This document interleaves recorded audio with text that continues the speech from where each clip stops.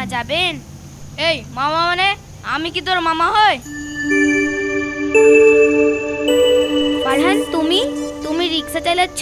আমি স্বপ্ন দেখছি না তো? এই স্বপ্ন দেখার কি আছে?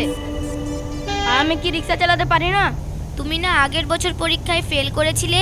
এবারও তো পরীক্ষা দিয়েছো, পাশ করার কথা, তাহলে রিক্সা চালাচ্ছ কেন?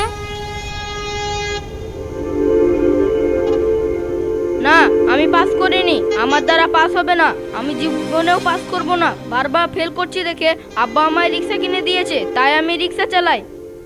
আবারও ফেল করেছো? বোকারাও তো দুবার পরীক্ষা দিলে পাস করে।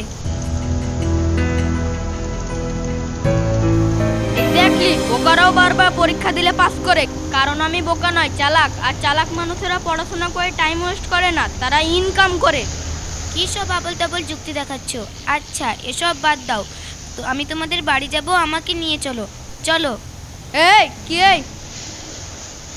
না না, আমার রিক্সায় যাওয়া যাবে না, অন্য রিক্সায় যাও। কেন রিক্সায় যাওয়া যাবে না কেন? আমি তো টাকা দেব। টাকা দিলেও কোনো কাজ হবে না। আমি আগেই ডিসিশন নিয়েছি যে পাস করা, যতদিন আমি রিক্সা চালাবো ততদিন পাস করা কাউকে আমার রিক্সায় চাপাবো না। দেখো, এবার কিন্তু অনেক বাড়াবাড়ি হচ্ছে। তোমার রিক্সায় উঠলে কি সমস্যা? সমস্যা আছে, আমার রিক্সা আমি নেব না, তাতে তোমার কি? তো পাস করেছো, তখন পাসের উপরে যাও না, দেখি কত যেতে পারো। তোমার মাথাটা সত্যি সত্যিই গেছে। এই সরো।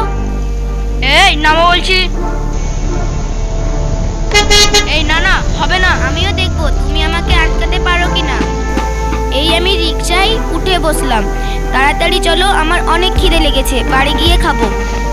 তোমার খিদে লেগেছে আর আমি খাওয়াবো? আমার বাড়ি আবদার? আমি তো টাকা বাড়িয়ে দেবো। আফরিন, ফাজিলামে একটা সীমা আছে, নামো বলছি।